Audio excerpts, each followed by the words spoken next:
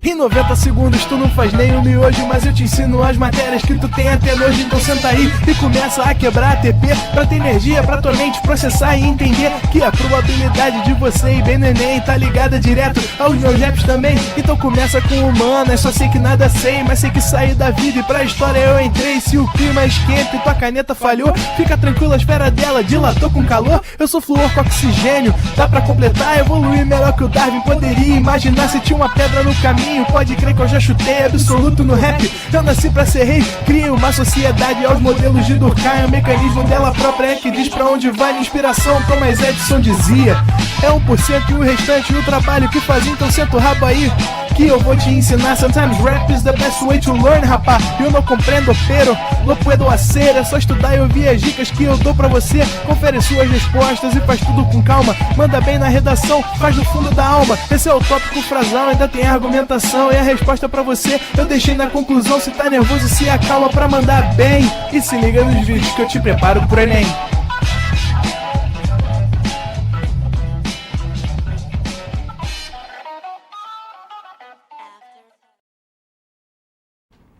Estamos ao vivo, estamos de volta, Leandrinho. É isso aí, meu diretor. Muito boa noite, galera. Agora já é noite, pelo menos aqui no Rio de Janeiro e em todos os outros lugares onde o fuso é -3, horário padrão de Brasília. Mas boa tarde para você que está no fuso -4 ou para você que está no fuso -5, onde ainda não são nem 18 horas, portanto eu vou dizer que ainda não é noite. Apesar do que, dependendo da época do ano, pode ser que mesmo antes das 18 horas já esteja escuro e em outros momentos o sol demora muito mais a se pôr. Isso tem a ver, claro, com o movimento que a Terra faz em relação ao Sol, o que influencia diretamente o clima, que é, de novo, o assunto da nossa aula de agora. Semana passada, a gente falou sobre temperatura, sobre umidade, sobre tipos de chuvas, e eu falei um pouco sobre pressão atmosférica e ventos. Mas vou continuar hoje a falar sobre isso, sobre esses dois tópicos, antes de falar sobre fatores climáticos. Só que primeiro, depois de dar boa noite nominalmente a vários de vocês, Ana Beatriz, Maria Vitória, Osmar, Maria Lima, Aurenil, Rafaele, Brena, Yasmin, Júlia, Maria, eu quero lembrar de uma diferença entre elementos e fatores climáticos. Os elementos climáticos são a temperatura, a umidade, a chuva, a pressão e o vento. São eles os elementos que me permitem identificar a diferença entre os climas entre os lugares do mundo. Quando você quer, por exemplo, comparar o clima do Rio de Janeiro com o do Rio Grande do Sul, o que você faz? Compara a temperatura, compara o grau de umidade, compara a quantidade e o tipo de chuvas, compara onde venta mais, onde venta menos, o que tem a ver com a pressão atmosférica. Então, os elementos climáticos permitem comparar o clima e o tempo de lugares diferentes. Só que o que explica, o que causa a diferença de temperatura, de chuva ou dos ventos? Os fatores. Consórcio Premiado Bradesco. Conquiste sua nova casa em até 190 vezes ou seu novo carro em até 90 vezes, tudo sem juros e sem entrada. E ainda concorra a R$500 mil com o Consórcio Premiado Bradesco. Simule já. Com o Bradesco você conquista. Consórcio Bradesco.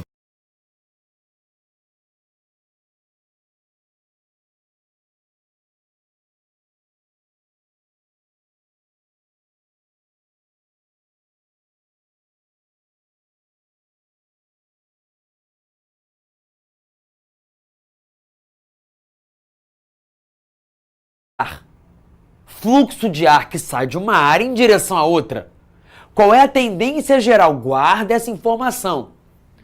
É a de o ar sair de onde ele está em excesso para onde ele está escasso. Áreas de alta pressão atmosférica são lugares com muito ar. áreas de baixa pressão atmosférica são lugares com pouco ar. Então a tendência é a de o ar sair de onde ele está sobrando para onde ele está em falta. Guarda essa informação. O ar sai das áreas de alta para as áreas de baixa pressão atmosférica. É isso que explica essa imagem. Os ventos alísios são ventos que saem dos trópicos em direção ao Equador. O Equador é uma área de baixa pressão atmosférica. Os trópicos são áreas de alta pressão atmosférica. Vou te explicar isso aqui de novo, ali no quadro, só que bem rapidamente, porque ele foi o assunto de uma boa parte da aula da semana passada. Vem comigo. A Terra é aquecida de maneira desigual pelo Sol. O Sol aquece muito mais o Equador do que o resto do mundo. Aquecida, essa região do Equador, onde está o nosso bonequinho vermelho, acaba se tornando um local onde o ar esquentado sobe. Esse ar que sobe é quente e se desloca para os lados, em alta altitude, saindo do Equador em direção aos polos. Só que ele perde força no meio do caminho, descendo aqui e aqui, se acumulando mais ou menos na área de 30 graus de latitude sul e de 30 graus de latitude norte. Ou seja, o Sol, quando aquece a Terra de maneira desigual, esquenta muito mais o Equador. Tira ar daqui e leva para os trópicos e cria um problema. Qual o problema que o Sol criou? Desigualdade, já que ele tirou ar daqui. Se ele tirou, esse local se torna uma área de baixa pressão. Para onde foi o ar que estava aqui? Para a área de 30 graus de latitude, que passa a ter ar sobrando em excesso. Passa a ser uma área de alta pressão. E a Terra não gosta de desigualdade.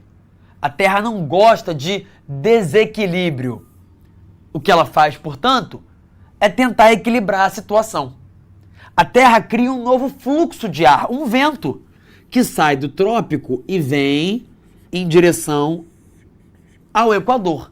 Só que quando esse ar chega aqui, ele é esquentado pelo Sol de novo. Olha o Sol aqui, ó. Esquentando o nosso amiguinho vermelho. E a área do Equador inteira. Portanto, o ar que chega, esquenta, sobe e vai para o lado de novo. Onde chega e é jogado pela Terra de volta para cá. A isso aqui, vamos lá para o nosso outro quadro, para o nosso slide.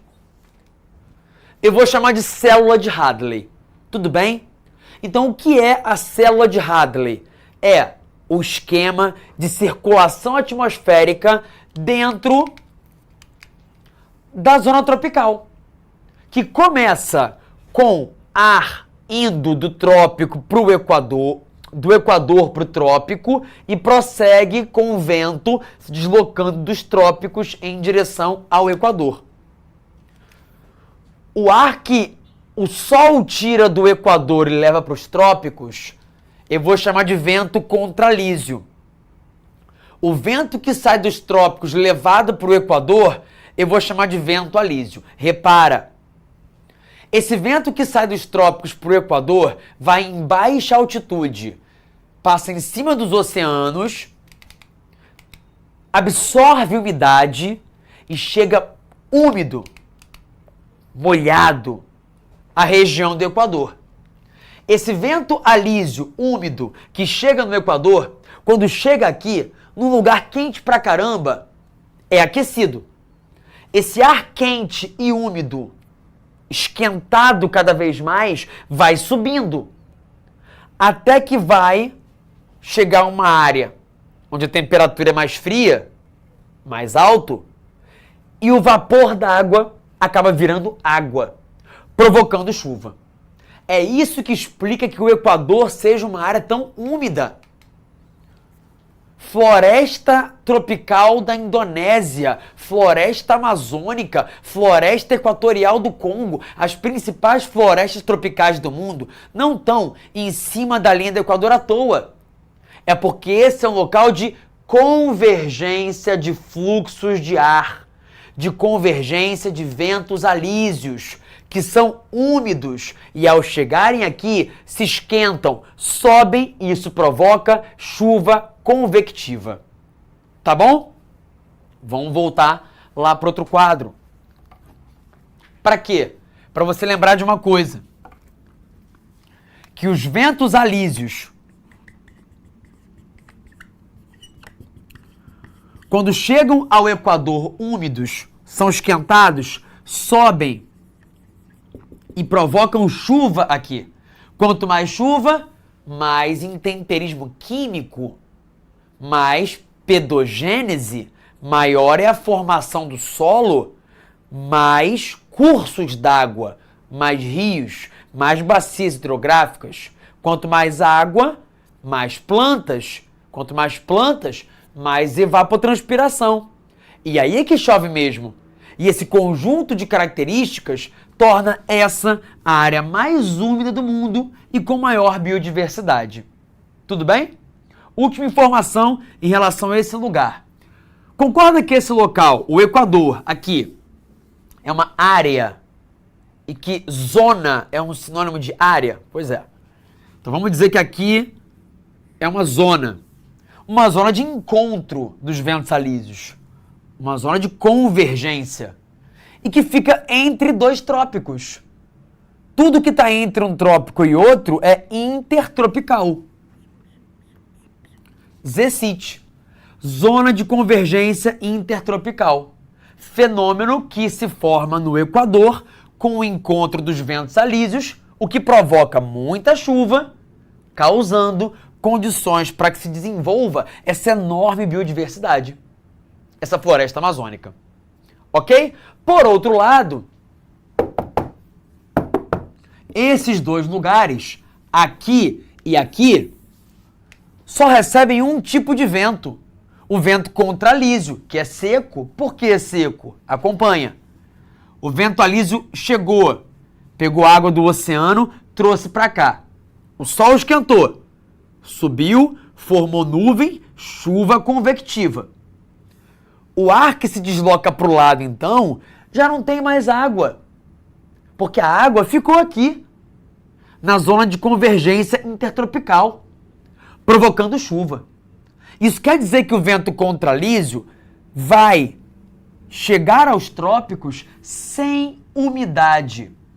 Se ele chega sem vapor d'água, não vai causar chuva. Se nunca chove, não tem temperismo químico, tem temperismo físico. Aí as pedras vão se quebrando em pedaços menores, vira um monte de areia. Não chove nunca, vira um deserto. Ou seja, se aqui eu tenho as principais florestas do mundo, porque é uma zona de convergência intertropical onde chove bastante e faz calor, o que plantas gostam, sol e água, aqui eu tenho os principais desertos do mundo: Patagônia e Atacama, Kalahari, Austrália, Mongólia, Negev, Oriente Médio, Saara, México e Califórnia. Concluindo, áreas de alta pressão são áreas secas.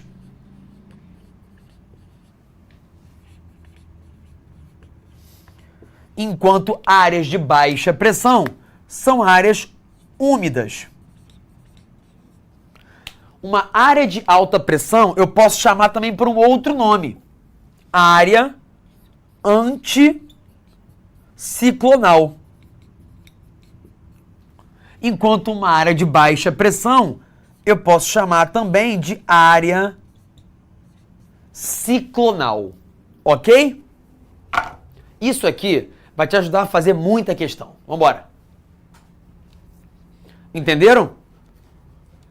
Essa é a explicação mais complicada de toda a parte de clima que eu posso dar para vocês, que eu tenho que dar para vocês, né? sobre aquilo que é cobrado no vestibular. É claro que se tivéssemos mais tempo eu falaria com muito mais calma, né? Mas então, eu expliquei semana passada, avisei vocês que era preciso total atenção por uns 5, 10 minutinhos, retomei a explicação hoje, acredito que a maioria conseguiu entender, né? Vamos que vamos. Tu já entendeu que nas áreas de alta pressão chove pouco, são áreas anticiclonais, secas, é onde eu tenho desertos. Nas áreas de baixa pressão, ciclonais, chove mais, é onde eu tenho, como na Amazônia, muita biodiversidade. E agora eu quero, para fechar essa parte da aula e passar para análise de fatores climáticos, falar do efeito Coriolis. Imagina uma coisa, que eu e você estamos numa gangorra. Gangorra! De parque de criancinha, tá ligado? Ó nós aí, ó. Gangorrinha. Imagina agora que essa gangorra onde a gente tá seja giratória. Tá complicando o nível de dificuldade, né? Ó a gente girando, ó. E agora imagina que eu e tu na gangorra queremos acertar uma bolinha de papel um no outro, ou então um paninho. Pode ser esse paninho que tá aqui, ó. Se eu tô aqui parado e você tá na minha frente e eu quero te acertar com a bolinha, é fácil, né? Ó. Vai pra frente a bolinha. Não é complicado de entender isso. Agora imagina que tu vai querer me acertar com essa bolinha enquanto a gente tá girando. Podia nem ser uma gangorra. Podia ser, por exemplo, no outro brinquedinho infantil, aquelas xícaras. Eu não sei se vocês gostam disso. Eu odeio. Essa, eu acho que é a pior invenção de brinquedo infantil da história de parque de diversões. Aquelas malditas xícaras. Te deixam... Pois é, a labirintite te ataca. É um terror. Tu fica girando, sabe, todo desconjuntado. Então imagina, eu e tu, numa xícara daquelas de parque de diversões, tentando acertar alguma coisa um no outro. Não vamos acertar. Sabe por quê? Eu joguei. Ó. Tá indo. Já saiu da minha mão.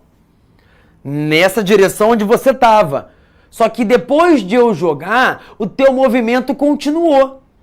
Então a bolinha não vai te acertar. Leandro, você tá maluco? Por que você tá falando esse monte de coisa sem sentido? Para você entender uma coisa. O ar tá se deslocando enquanto a Terra está fazendo um movimento de rotação. A Terra é a xícara. O vento é a bolinha que você tacou em mim e que eu taquei em você. Então é claro que na prática o que parece é que o vento está mudando de direção. O nome disso é efeito Coriolis. Tá bom? Então o efeito Coriolis é o resultado de a Terra, caramba, não ser plana, ser esférica e girar. Então, uma vez que a Terra é esférica e gira em torno de si própria, isso acaba influenciando na direção dos ventos, inclusive dos furacões. Olha aqui, ó, os ventos alísios. Opa! No hemisfério sul. Opa!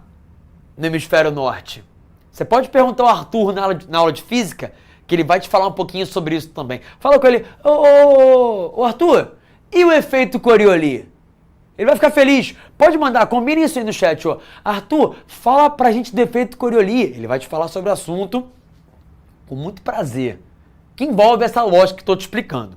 Então, o efeito Coriolis é um fenômeno que tem a ver com o movimento de rotação da Terra e que acaba alterando a trajetória dos ventos, da maneira como você vê aqui nessa imagem. O vento alísio não vem reto, ele desvia de direção. Desvia de direção. Para direções diferentes, de acordo com o hemisfério em que você está, o que influencia também nos furacões. Ciclone, o que é? Uma grande massa de ar formada sobre um oceano que se desloca e pode chegar a um continente. Se for um ciclone muito forte, eu chamo de furacão no ocidente. O pessoal da Ásia chama de tufão, mas é a mesma coisa. Aqui no Brasil, existe risco de furacão sim, tá? Mas é pouco provável, porque para que ele aconteça, você precisa ter temperatura do mar acima de 26 ou 27 graus Celsius. E é raro isso acontecer aqui no Brasil. E tem que haver também a formação de uma zona de baixa pressão para atrair fluxos de ar enquanto a água do mar evapora. Tá vendo a complexidade? O mar tem que estar quente para a água evaporar. E enquanto isso acontece, tem que se formar uma zona de baixa pressão, atraindo outros ventos que vão girar ali no entorno, no sentido anti-horário no hemisfério norte e no sentido horário no hemisfério sul. Por quê? Por causa do efeito Coriolis. Agora, olha só. Tem um bando de charlatão, de pilantra, que fica em lugares próximos à linha do Equador, enganando o turista. E turista é um bicho bobo, né? Se deixa enganar fácil. Com uma suposta experiência que consistiria no seguinte: tu tá aqui, ó, num lugar na linha do Equador. E aí o cara te fala: vou te mostrar como é que a água gira para sentidos diferentes quando nós passarmos pro norte e depois quando passarmos pro sul dessa linha. Aí o cara vai lá, enganando os trouxas, né? Pega uma bacia com água, joga a água e mostra: ó, tá vendo como tá girando no sentido anti-horário? Agora vamos mudar, vamos passar a linha aqui, ó, pro hemisfério sul. Em alguns lugares do mundo, para fins turísticos, o pessoal traça essa linha no chão, né? A linha do Equador é imaginária? É, mas às vezes, se você quiser, você pode traçar no chão. É igual o meridiano de Greenwich. Tu vai na Inglaterra, tem lá um lugar onde você tem a linha no chão, o pessoal tira foto. Inclusive, deixa eu contar uma fofoca. Uma pessoa me contou que estava no trabalho, não vou falar quem foi a pessoa, e aí, estava ouvindo a historinha de viagem de um amigo. O amigo tinha ido na Inglaterra, no observatório de Greenwich. Tava lá o meridiano de Greenwich. Meridiano de Greenwich. Aí a pessoa: tirei uma foto com um pé no hemisfério norte e outro no hemisfério sul. Qual erro essa pessoa cometeu? Diga aí no chat, vocês sabem, né? A pessoa tava aqui, ó, no meridiano de Greenwich, na Inglaterra. Aí ela tirou um pezinho em cada linha. Ela tava com um pé no hemisfério e outro pé em outro hemisfério? Tava. Mas era o norte e o sul? Não, né? Era leste e oeste. Então, saber geografia às vezes é importante para não passar essas vergonhas por aí, né? Pois bem, vida que segue. Então, esse papo que o pessoal usa para enganar turista, dizendo que a água vai girar num sentido diferente de acordo com o hemisfério que você tiver, é balela. Ah, então a privada da minha casa, já que eu estou no hemisfério sul, quando der descarga, vai girar a água ali no sentido horário, e se for lá para os Estados Unidos, vai girar no sentido anti-horário? Não, porque o efeito Coriolis só se manifesta em grandes massas de água e grandes massas de ar. Então a água da sua privada ou a água da pia da sua casa vai girar num sentido de acordo com a direção que você jogar a água, ou o formato da pia ou da privada. Não tem nada a ver com o efeito Coriolis. Tá bom? Prosseguindo, e agora sim, vamos falar sobre fatores climáticos que são os motivos que levam à variação de temperatura, de umidade em vários lugares do mundo. São todos esses aqui. Se você quiser, você pode dar um print nisso agora, mas eu sugeriria que você não fizesse isso.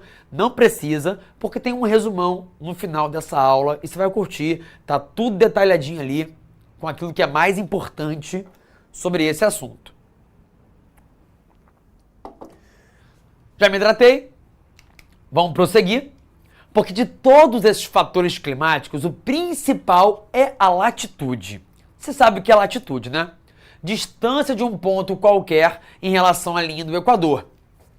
Linha do Equador. Quanto mais eu vou para o norte ou quanto mais eu vou para o sul, a latitude aumenta. E qual é a relação da latitude com o clima? Atenção! Quanto maior a latitude num polo ou no outro, mais frio. E maior a amplitude térmica, a variação de temperatura. Nos polos, a temperatura pode variar 50, 60 graus Celsius entre a época mais fria e a mais quente. No verão, frio. E no inverno, um frio terrível, desgraçado. Polo Norte, verão, opa, 2 graus Celsius. Inverno, menos 60. Ou ainda mais frio que isso. Equador, como por exemplo Belém, Manaus. Verão, calor. Inverno, calor também. Então, próximo ao Equador, temperatura alta e baixa amplitude térmica. Outra coisa que a latitude influencia nas zonas climáticas. A latitude e os paralelos, o trópico, esse outro trópico, os círculos polares, são usados para a gente poder delimitar as zonas climáticas. Teremos aula sobre isso depois, num outro momento. Zona tropical, zona temperada e zonas polares. A latitude influencia muito na temperatura. Olha aqui. Lugares com a mesma altitude, nível do mar, para isolar esse fator. Belém, colada na linha do Equador, latitude baixa. E para cá, ó, lugares mais afastados da linha do Equador, mais para o sul do Brasil. Repara na diferença, tá claro, né? Quanto mais longe do Equador eu tô, mais frio o local costuma ser. Entendido? Vou repetir. Equador, latitude baixa. Qual é a condição climática? Mais calor. Quanto maior a latitude, mais frio. Quanto menor a latitude, mais calor. No que mais isso vai influenciar? Amplitude térmica. Variação de temperatura entre o dia e a noite e entre o verão e o inverno. Olha só. Belém, Salvador, Vitória, Porto Alegre. Latitude baixa, latitude maior. A maior de todas, dos exemplos aqui, né? Olha a temperatura de Belém, gente. A linha verde. Ao longo do ano todo, a temperatura de Belém fica ali em torno dos 26 graus Celsius. Amplitude térmica baixa. Belém é quente e tem baixa variação de temperatura ao longo do ano. Olha Porto Alegre. Mais fria, média térmica menor. E olha a variação de temperatura. No verão, dezembro, janeiro, 24 graus Celsius de média. No inverno, a temperatura média chega a 14 graus. Tá bom? A Vanusa perguntou ali, ó. Latitude é a distância em relação à linha do Equador? É. Então, latitude é a distância em relação à linha do Equador. Baixa latitude, maior latitude. Que influencia na temperatura, na amplitude térmica e, por último, na luminosidade. E na variação de luminosidade ao longo do ano. Olha pro... Não sabe o que dar de presente pro seu pet? Pega essa dica então. É a Almigos Pets, a nova marca do Grupo Boticário. Ela tá sendo a queridinha do momento. Fácil, extremamente fácil. Queijo fatiado é Itambé. Meu Deus, tá na hora de voltar. Latitude muito próxima a zero. São Luís do Maranhão tá pertinho da linha do Equador. Então, lá é quente, amplitude térmica baixa e o sol nasce e se põe mais ou menos no mesmo horário o ano todo. Tem mais ou menos 12 horas de duração do dia lá o ano inteiro. Agora, olha para os lugares mais afastados do Equador, como Porto Alegre. Porto Alegre está a uma distância de 30 graus do Equador. No inverno, no solstício, dia 21 de junho, o sol nasce mais tarde do que em São Luís e se põe mais cedo. O dia é mais curto, porque é inverno. E se fosse verão? Aí a história seria bem diferente. Olha aqui pro caso do Rio de Janeiro, ó. Hoje, peguei isso hoje, tá? 16 de agosto de 2024. O sol nasceu 6h17 da manhã, se pôs 17h36. Hoje, o dia durou 11 horas e 19 minutos aqui no Rio de Janeiro. Se tu quiser ver da cidade onde você mora, entra aqui, ó, nesse link. Bota essa parte, ó, Sunrise and Sunset. Aí tu escolhe lá a cidade que é a que você quer ver. Olha só. No solstício de inverno, o dia mais curto do ano aqui no Rio de Janeiro, 20 de junho, o dia dura 10 horas e 41 minutos, o resto é noite, escuridão.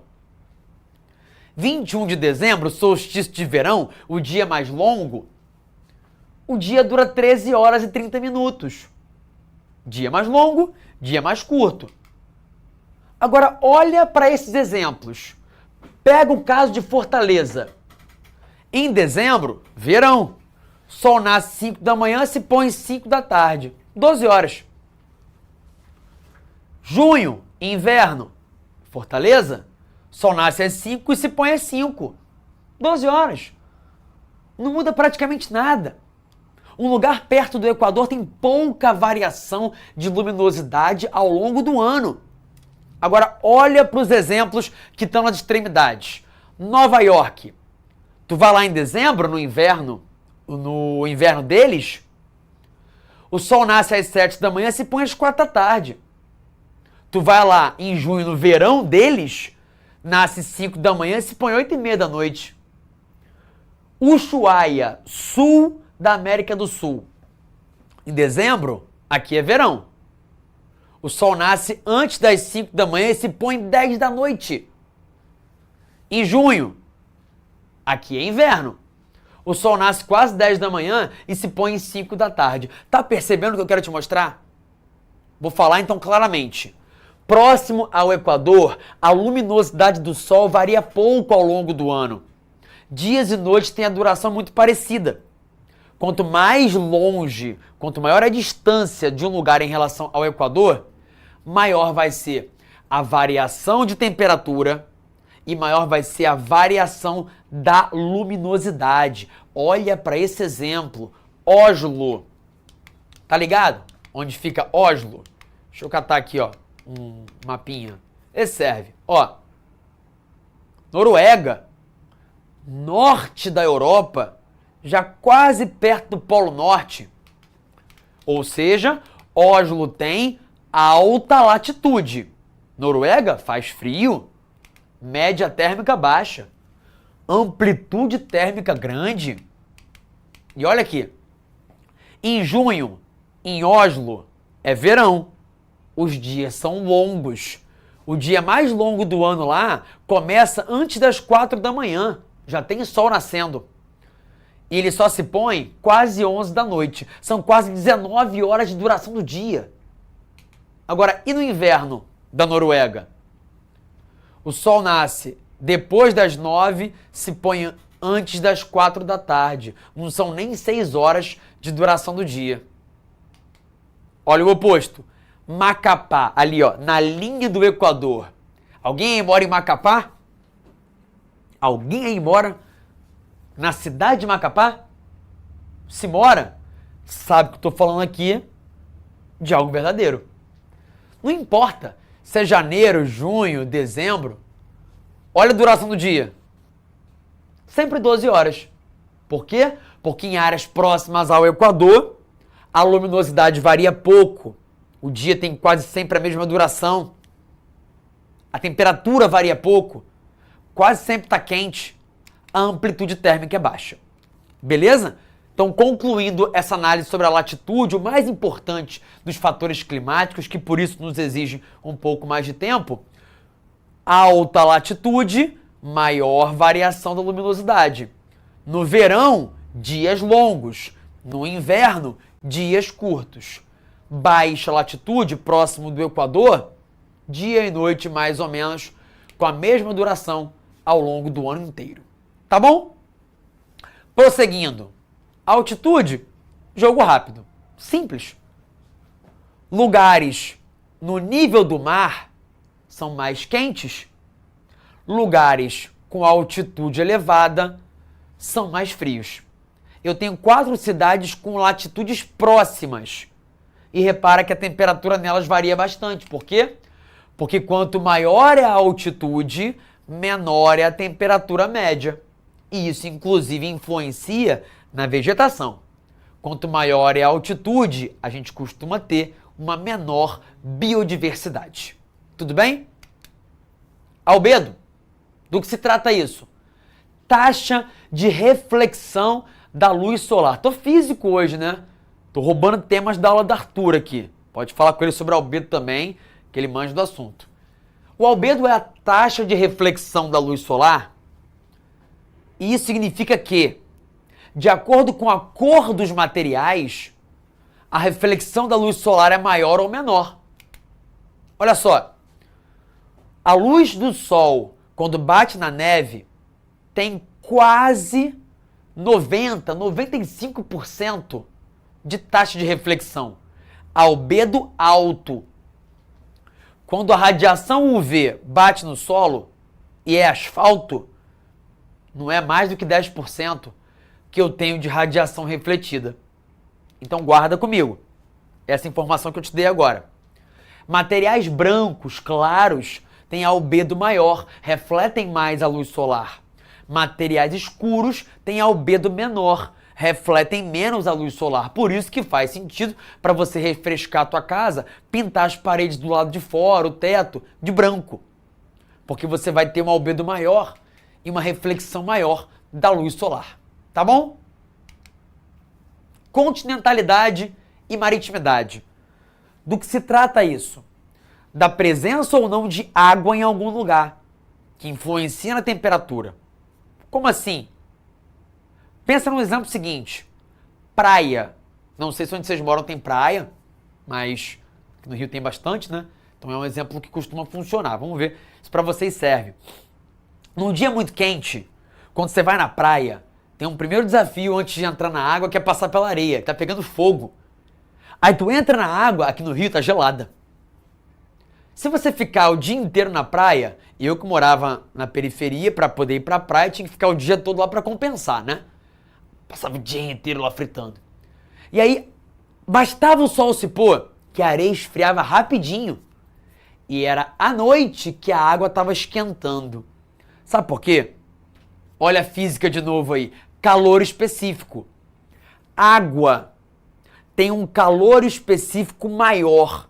Isso quer dizer que para mudar a temperatura da água dá mais trabalho do que para mudar a temperatura da areia, da terra, digamos assim. Se eu pegar dois potinhos, um com terra e um com água, e botar no micro-ondas, a terra esquenta primeiro. Se eu botar os dois potinhos no congelador, a terra congela primeiro, esfria primeiro. Por quê? Calor específico. Então, considerando que a água demora mais a esquentar ou a esfriar, os lugares próximos ao mar terão menor variação de temperatura. Eu não vou te falar de climograma hoje não, tá? É matéria de uma outra aula. Mas estou te explicando isso. Que essa linha vermelha representa variação de temperatura ao longo do ano. Se a curva é suave, é porque a variação de temperatura foi pequena. Aqui, no mês mais quente, a média em Bruxelas chega a 15 graus Celsius. No mês mais frio, ela chega a 5.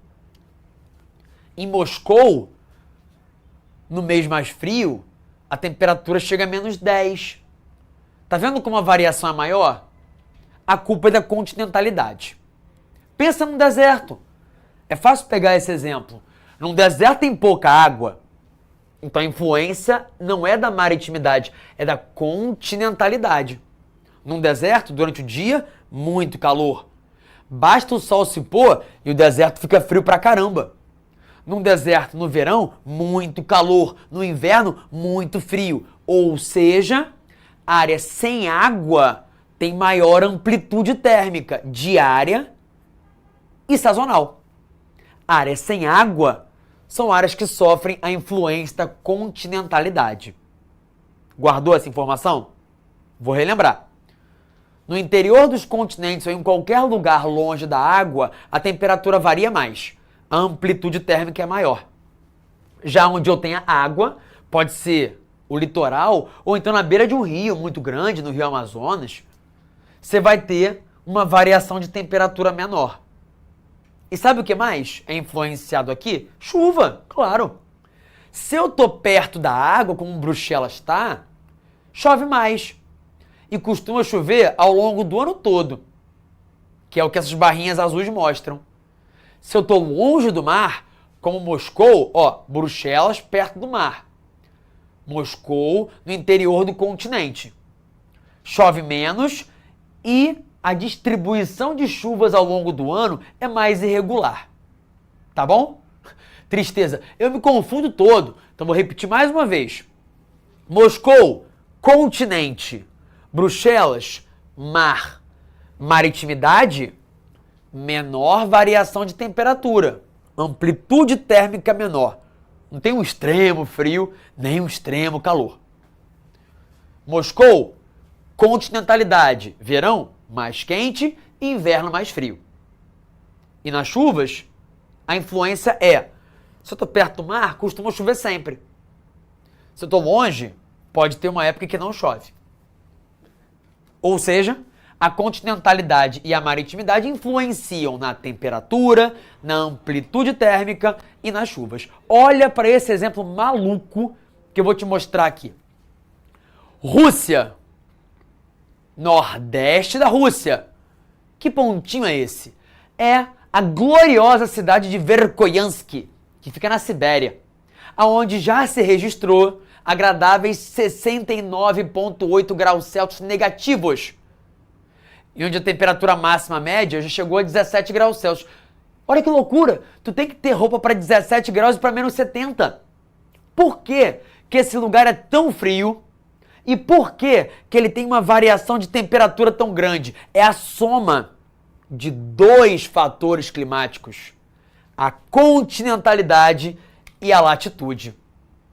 A Rússia e Verkhoyansk estão numa área com latitude alta, perto do Polo Norte. Claro que faz muito frio. Claro que a amplitude térmica é grande. Para completar, está longe do mar, sofrendo influência da continentalidade. Aí é que a variação de temperatura vai ser maior ainda, tá bom? Olha só, uma questãozinha aqui de vestibular, do vestibular aqui do Rio de Janeiro, que falou sobre esse assunto, sobre como é que a temperatura na Rússia muda muito entre o verão e o inverno. Aí a pergunta era: quais são os fatores climáticos para explicar a maior amplitude térmica nesse país? Vocês sabem, não sabem? Acabei de falar. Tá aqui? Continentalidade e latitude. Grande continentalidade e alta latitude, próxima ao Polo Norte. Tudo bem? Aqui eu tenho mais um exemplo de como é que essa continentalidade e a maritimidade vão atuar num tipo de vento que é comum no sul da Ásia. Eu vou te falar mais sobre esse assunto num outro momento, quando falarmos de clima das monções, mas já quero falar um pouco sobre isso. Monções são ventos que acontecem no sul e no sudeste asiático. No inverno, elas sopram do continente para o mar. No verão, elas sopram do mar para o continente e levam muita chuva para a área continental. Acontece a mesma coisa com o vento que sopra no litoral.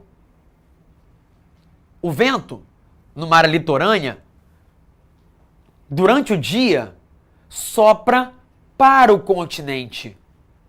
Durante a noite, sopra para o mar. O que explica isso? A continentalidade e a maritimidade. Atenção! Dia, calor. Quem esquenta mais? Terra ou água? Terra. Se a terra esquenta, o ar que está aqui sobe, vai embora. E esse local se torna uma área de baixa pressão. Tu sabe, né? Vamos para outro quadro? O ar sopra da alta para baixa pressão. Então o vento durante o dia sopra do mar para o continente. Vamos voltar lá. Beleza? Qual o nome disso? Brisa marítima. É o vento que vem do litoral. E à noite esfriou. O sol se pôs, tudo esfria. Mas quem esfria mais rápido? O continente. Se o continente se esfriou muito rápido, o ar desceu, se acumulou aqui, formando uma zona de alta pressão. Por isso, à noite, o vento sopra do continente para o mar. É a brisa continental. Todo dia acontece isso no litoral do Brasil e em qualquer litoral do mundo. E em escala muito mais ampla, é essa a explicação para as monções da Ásia, que voltarão a ser um assunto de aula nossa, numa outra situação, quando eu for te explicar climogramas. Mas para fechar, eu quero falar disso aqui, ó, de vegetação, porque é super simples. Onde tem mais planta, elas regulam a temperatura, porque planta evapotranspira, libera a umidade.